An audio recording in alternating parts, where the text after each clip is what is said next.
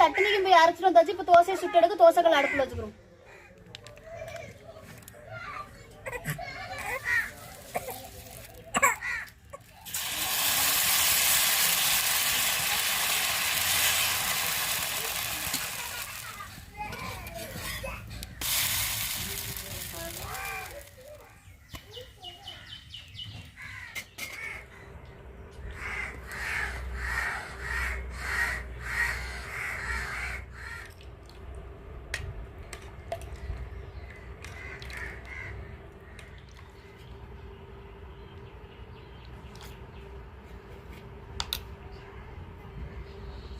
எப்பரா தகவலா செமையா இருக்கா?